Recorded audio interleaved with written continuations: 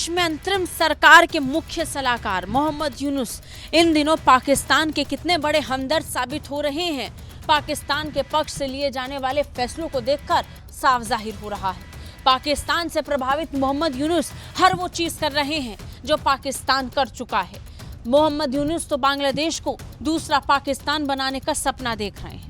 तभी तो बांग्लादेश की संविधान में बदलावों की बात के बाद अब बांग्लादेश में एक और चीख चिल्लाहट शुरू हो चुकी है। बांग्लादेश अब मुसलमानों के अधिकार की बात कर रहा है।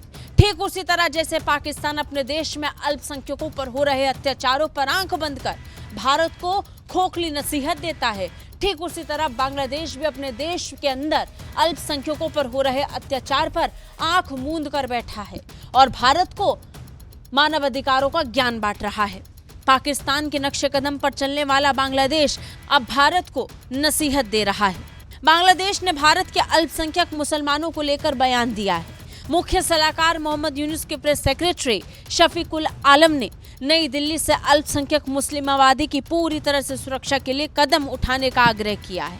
भारत से आग्रह किया गया है कि वो मुसलमानों पे हो रहे अत्याचारों को लेकर जरूरी कदम उठाए। इसके साथ ही उन्होंने पश्चिम बंगाल के मुर्शिदाबाद में हुई सांप्रदायिक हिंसा में बांग्लादेश की भूमिका से भी इनकार किया है। पिछले दिनों मुर्शिदाबाद में हुई हिंसा को लेकर बार बार आवाज उठ रही थी कि इस पूरी साजिश के पीछे बांग्लादेश का हाथ है। इस पूरे मामले को लेकर बांग्लादेश अब पूरे मामले से अपना पल्ला झाड़ रहा है। विदेश सेवा अकादमी में एक प्रेस कॉन्फ्रेंस के दौरान आलम ने कहा कि हम मुर्शिदाबाद सांप्रदायिक हिंसा में बांग्लादेश को शामिल करने के किसी भी प्रयास का दृढ़ता से खंडन करते हैं। आलम ने कहा कि बांग्लादेश सरकार मुसलमानों पर हमलों की निंदा करता है, जिससे जान माल का नुकसान हुआ। उन्होंने कहा कि हम भारत और पश्चिम बंगाल सरकार से अल्पसंख्यक मुस्लिम आबादी की पूरी तरह से सुरक्षा के लिए सभी कदम उठाने का आग्रह करते हैं।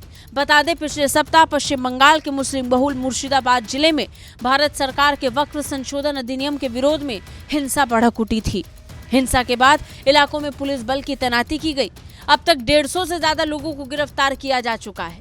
भारतीय विदेश मंत्रालय की प्रारंभिक जांच में कथित तौर पर हिंसा में बांग्लादेशी कट्टरपंथियों की संलिप्तता का भी संकेत मिला। पश्चिम बंगाल की मुख्यमंत्री ममता बनर्जी ने भी इसका जिक्र किया था। बांग्लादेश का बार बार नाम उठ रहा है। जांच अपने स्तर पर चल रही है और हिंसा को लेकर बांग्लादेश पल्ला झाड़कर उल्टा भारत पर आरोप लगाने की कोशिश कर रहा है और मुसलमानों के अधिकारों की बात कर रहा है। ब्यूरो रिपोर्ट, भारत तक।